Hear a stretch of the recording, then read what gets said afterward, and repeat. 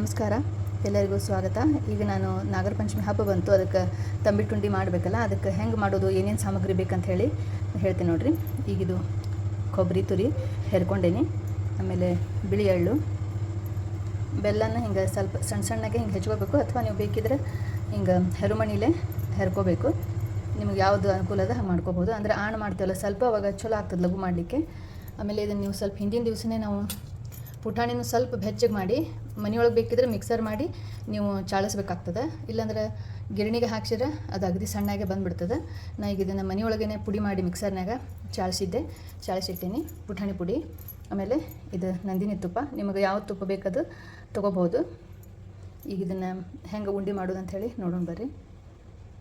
ಇದೇನಿದು ಹೆರ್ಕೊಂಡಿರ್ತೀವಲ್ಲ ಕೊಬ್ಬರಿ ತುರಿನ, ಇದನ್ನು ಒಣ ಕೊಬ್ಬರಿನ ಇದು ಸ್ವಲ್ಪ ಬೆಚ್ಚಗೆ ಮಾಡ್ಕೋಬೇಕಷ್ಟೇ, ಭಾಳ ಏನು ಹುರ್ಕೋದು ಬೇಡ.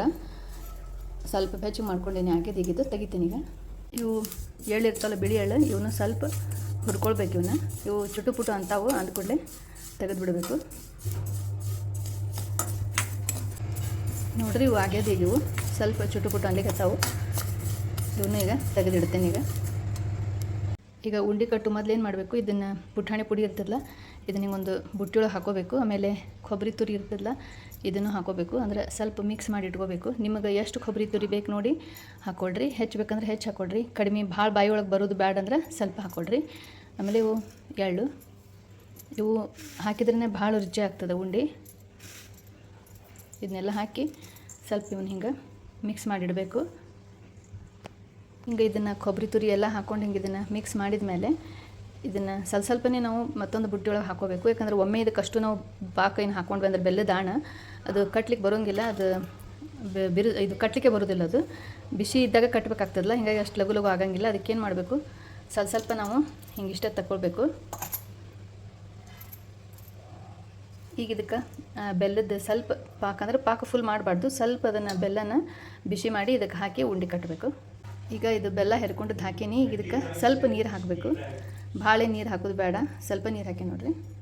ಈಗ ಇದನ್ನು ಸ್ವಲ್ಪ ಬೆಲ್ಲನ ಕರಗಿಸ್ಕೋಬೇಕಷ್ಟೇ, ಪಾಕ ಅಂತೇನು ಮಾಡೋದು ಬೇಡ. ಪಾಕ ನೀವು ಎಳೆ ಪಾಕ ಮಾಡ್ಕೊಂಡ್ರೆ ಅಂದ್ರೆ ಉಂಡೆ ಭಾಳ ಗಟ್ಟಿಯಾಗಿಬಿಡ್ತಾವೆ.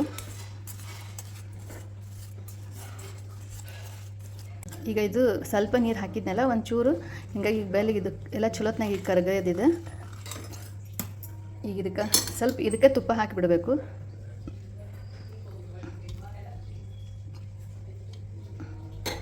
ಈಗ ತುಪ್ಪ ಹಾಕೀನಿ. ಈಗ ಇದು ಒಂದು ಕುದಿ ಬರಬೇಕಷ್ಟೇ. ಒಂದು ಕುದಿ ಬಂದ ಮೇಲೆ ಇದನ್ನು ಉಂಡೆ ಕಟ್ಟಲಿಕ್ಕೆ ಕರೆಕ್ಟ್ ಆಗ್ತದೆ. ಈಗ ಇಷ್ಟೇ ನೀರು ಮಾಡಿ ಹಾಕಿದ್ರೆ ಅದೊಂದು ಅಷ್ಟು ಟೇಸ್ಟ್ ಬರೋಂಗಿಲ್ಲ, ಬೆಲ್ಲದ ಇದಾಗಿಬಿಡ್ತದೆ. ಇದು ಒಂದು ಕುದಿ ಬಂತಂದ್ರೆ ಬಾಯಾಗ ರುಚಿ ಭಾಳ ಬರ್ತಾವೆ ನೋಡ್ರಿ. ಈಗ ಇದು ಒಂದು ಕುದಿ ಬಂದದ್ದು, ಈಗ ಇದು ಇಷ್ಟೇ ಸಾಕು, ಭಾಳ ಇದನ್ನು ಪಾಕ ಮಾಡ್ಕೋಬಾರ್ದು. ಈಗ ಇದನ್ನು ಗ್ಯಾಸ್ ಆರಿಸ್ಬಿಡ್ತೀನಿ. ಈಗ ಕೆಳಗೆ ತೊಗೊಂಡು ಅದನ್ನು ಹಿಟ್ಟಿಗೆ ಹಾಕ್ತೀನಿ. ಈಗ ಪಾಕ ಮಾಡ್ಕೊಂಡಿದ್ನೆಲ್ಲ, ಈಗ ಇದು ಪಾಕ ಅಂದ್ರೆ ಫುಲ್ ಪಾಕೇನಲ್ಲ, ಸ್ವಲ್ಪ ಕುದಿಸಿದ್ನೆಲ್ಲ, ಈಗ ಇದಕ್ಕೆ ಹಾಕ್ತೀನಿ. ಇದು ಭಾಳ ಬಿಸಿನೇ ಇರ್ತದೆ. ಆಮೇಲೆ ಬಿಸಿ ಇದ್ದಾಗನೇ ಇದನ್ನು ಕಟ್ಟಬೇಕು. ಅದಕ್ಕೆ ಸ್ವಲ್ಪ ಹಿಟ್ಟಿಗೆ ನಾವು ಅದನ್ನು ಹಾಕ್ಕೊಂಡು ಕಟ್ಟಿದ್ರೆ ಕರೆಕ್ಟ್ ಆಗ್ತದೆ.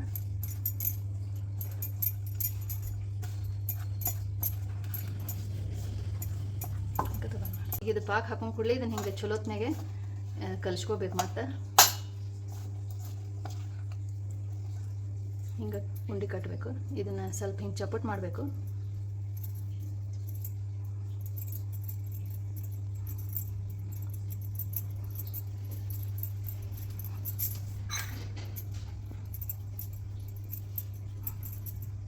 ಹಿಂಗೆ ಎಷ್ಟು ಹಿಟ್ಟು ತೊಗೊಂಡಿದ್ನಲ್ಲ ಅಷ್ಟು ಉಂಡೆ ಕಟ್ಟೀನಿ.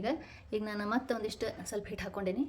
ನಾವೇನಿದು ಪಾಕ ಹಿಂಗೆ ಸ್ವಲ್ಪ ಬೆಲ್ಲ ಕುಚ್ಕೊಂಡಿದ್ವಲ್ಲ, ಅದನ್ನು ಸ್ವಲ್ಪ ಆರಿಬಿಟ್ಟಿರ್ತದೆ ನಾವು ಮಾಡೋ ತನಕ. ಅದಕ್ಕೆ ಇನ್ನೇನು ಮಾಡ್ಕೊ, ಸ್ವಲ್ಪ ಬಿಸಿ ಮಾಡ್ಕೋಬೇಕು. ಅಂದರೆ ಬಿಸಿ ಮಾಡ್ಕೊಂಡು ಕೂಡಲೇ ನೀರು ಗತಿ ಆಗ್ತದೆ, ಉಂಡೆ ಕಟ್ಟಲಿಕ್ಕೆ ಚಲೋ ಆಗ್ತದೆ. ನಿಮಗೇನು ಹಂಗೆ ಅನಿಸ್ತಂದ್ರೆ ಭಾಳ ಗಟ್ಟಿ ಅನಿಸ್ತಂದ್ರೆ ಮತ್ತು ಒಂದು ಸ್ವಲ್ಪ ನೀರು ಹಾಕಬೇಕು. ಒಂದು 2-3 ಚಮಚದಷ್ಟು ನೀರು ಹಾಕಬೇಕು. ಈಗ ಇದನ್ನು ಸ್ವಲ್ಪ ಬಿಸಿ ಮಾಡಿಕೊಂಡು ಮತ್ತು ಉಂಡೆ ಕಟ್ತೀನಿ. ಈಗ ಇದು ಸ್ವಲ್ಪ ಬಿಸಿ ಮಾಡ್ಕೊಂಡೆ ನೋಡಿರಿ.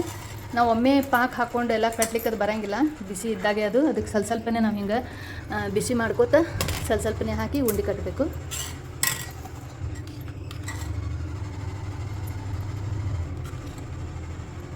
ಸ್ವಲ್ಪ ಭಾಳ ಬಿಸಿನೇ ಇರ್ತದೆ, ನೋಡಿ ಮಾಡಿ ನೀವು ಕಲಿಸ್ರಿ.